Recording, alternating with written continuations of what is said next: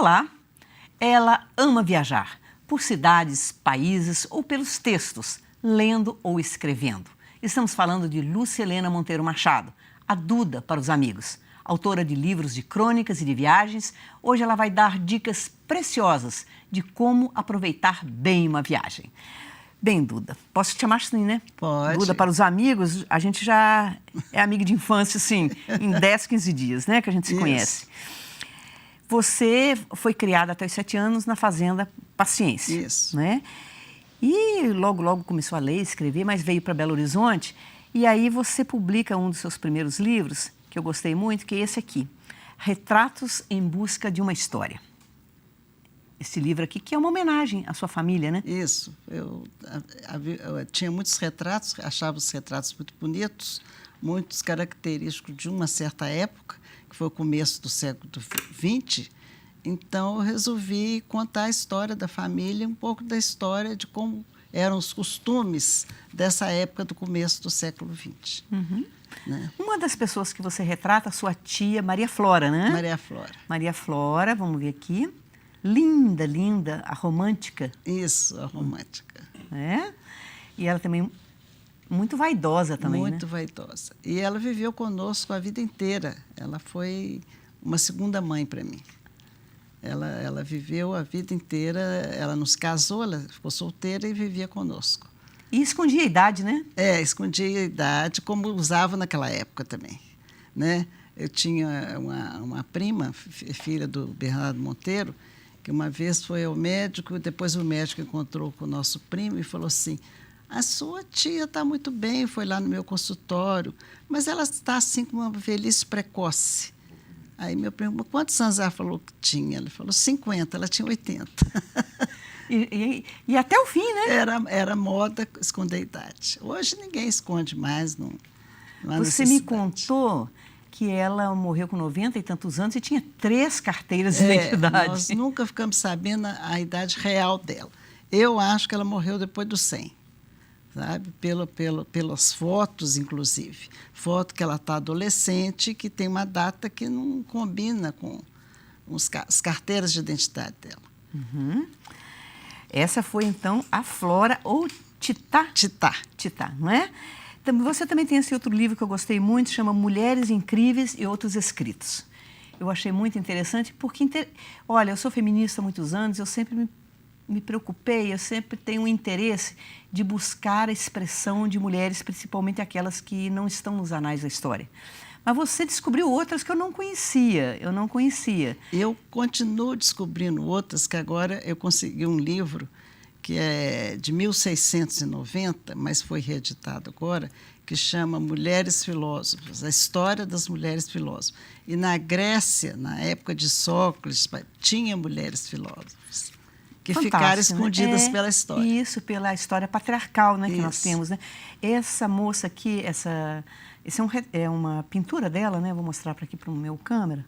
Artemisia Gentileschi. Fala um pouquinho dela, por favor. Artemisia era filha do Horácio Gentileschi, que era um grande pintor já na época, e ela é da época do Renascimento. Então, a mãe morreu cedo, ela foi criada por esse pai e aprendeu a pintar, sabe? E ela superou o pai na pintura. E teve uma vida muito interessante, porque ela foi estuprada por um outro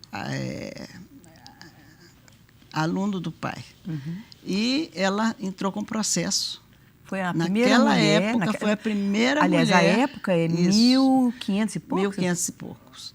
E ela foi a primeira mulher no mundo a entrar com processo. E ela ganhou. E olha que ela foi muito pressionada, né? Ela foi muito pressionada e depois ela se casou, ela mudou para Florença, continuou a carreira de pintora. Viveu de pintura. Não é? Isso numa época em eu achei muito bonito esse livro, porque realmente são, digamos, feministas, como a gente chama, avant la lettre, no sentido de feministas antes do feminismo. Antes do tempo, exatamente. Isso é muito... eu acho muito bonito mesmo. Mas o principal livro que eu queria mostrar nesse nosso bloco agora é esse aqui. A Filha da Paciência, na época da geração complemento. Vou mostrar aqui para o meu cinegrafista. Esse livro, você fala da sua juventude em Belo Horizonte. Tem que explicar que a Paciência era o nome dessa fazenda onde eu fui criada. Eu passei a primeira infância nessa fazenda. E é uma coisa muito importante, essa primeira infância é importantíssima na vida da gente. Então, foi um contato com a natureza, um contato com um mundo muito especial para uma criança. Então, por isso é que eu falo que eu sou a filha da paciência. Isso. Porque eu acho que esse ambiente rural marcou minha vida. Uhum. Você vem para Belo Horizonte, né, já com 7, 8 anos, mais ou menos. Aí, esse livro, na verdade, ele, né, se chama A Filha da Paciência, na época da geração complemento. Já é a sua juventude, 17 anos em diante. Fale um pouco, então, sobre essa geração complemento. Porque eu era de uma família burguesa, estudei no Colégio Sion, que era um colégio burguês, mas eu comecei a fazer balé e, através de Klaus e Angel, que eram meus professores de balé, eu fui conhecendo gente ligada à literatura, que a Klaus era uma pessoa inteligente, culta, e então fui conhecendo rapazes que eram jornalistas, críticos de cinema, porque nós frequentávamos o SEC, que era o Centro de Estudos Cinematográficos, que era um lugar onde os intelectuais se reuniam. Era quase um templo do cinema. Era, exatamente. Então, eu entrei em contato com essa geração, porque é uma geração que... A primeira geração de mineiros que deixou Minas foi a geração de Carlos Drummond de Andrade, Pedro Nava, que deixaram Minas. Depois teve a geração de Fernando Sabino, Paulo Mendes Campos, que também deixou Minas. E essa foi a outra geração. Chama-se complemento porque os intelectuais dessa geração publicavam uma revista chamada Complemento. E que tinha um tom levemente experimental, né? Essas revistas, como a geração anterior, foi a revista Edifício, então é chamada Geração Edifício, ou Trandorado, uma opção de outros intelectuais. E todas essas revistas duravam pouco, porque o dinheiro era curto. Então, tinha 3, 4 números. Acho que a Complemento acho que teve uns 10 números, ou 12, mais ou menos. Fala o nome de alguns aí dos seus companheiros, todos muito bem-sucedidos, como você lembra, né? Todos muito bem-sucedidos. Profissionalmente falando. Isso. Silviano Santiago, Ivan Ângelo, o Argimiro Ferreira, era o Ciro Siqueira, quem mais? E o pessoal em torno, né? Em torno. O pessoal do SEC, Centro de Estudos Cinematográficos. Inclusive, você conheceu o seu marido lá? Conheci meu marido lá, dando um curso de cinema. Eu fui fazer o curso. Eu entrei para o SEC, parece incrível isso, aos 16 anos. Então, eu já comecei a tomar contato com essa turma intelectual e acabei entrando para a turma. Sabe, eu gosto de escrever, sempre li muito desde criança, muito. Meu pai tinha uma biblioteca enorme, então eu fui criada lendo. Então eu me integrei facilmente com essas pessoas. Nossa, quando a gente encontra pessoas, eu também gosto muito de ler e sempre gostei muito. É uma bênção, né? Você encontrar pessoas que amam a literatura, que amam o cinema. Isso. Porque ler é uma atividade solitária, mas depois você pode trocar ideias, né? Trocar ideias. E numa Belo Horizonte ainda muito acanhada, inclusive moça não saía de casa sozinha, namorava na porta. Mas você saía, né? Exatamente. Eu entrei aí a turma do balé, que era a Sigrid Germani, a Nena. Então, eram as moças meio libertárias. Nós saímos para quê? Para ir para o Alpino ou para ir para um outro bar, comer pouco e beber pouco, porque o dinheiro era muito curto. Mas se divertia bastante, hein? Mas a gente se divertia e conversava sobre o quê? Sobre literatura, sobre cinema, sobre teatro. Tinha a turma do teatro experimental. Por falar em teatro, agora que eu estou lembrando... Não, teatro não, o balé.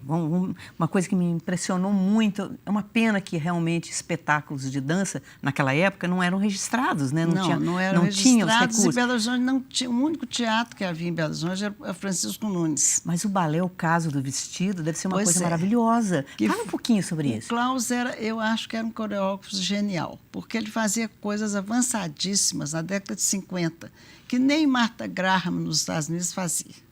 Era um balé, por exemplo, o caso Vestido, era recitado e nós dançávamos. A poesia do Carlos Drummond de Andrade, né? Tem que lembrar para o espectador. A poesia do Carlos Drummond de Andrade, ela era recitada e nós dançávamos ao ritmo da poesia. O outro balé... Agora, esse balé é interessante, o caso do vestido, porque esse poema do Drummond, ele tem uma narrativa, Tem né? uma narrativa, É a história de um vestido... De um vestido...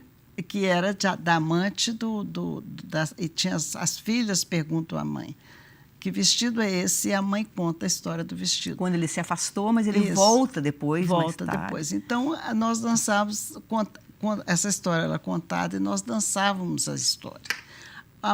O outro balé foi o Amanuense Belmiro, baseado... Também no livro. No livro do Ciro dos Anjos. Então, como a história se passa numa repartição pública, o Klaus fez sons com máquina de escrever, que era o som que havia na repartição pública. Pensa bem, isso é muito experimental. E nós dançávamos com esse som. Já seria experimental hoje que dirá na época, Exatamente. Então, não é?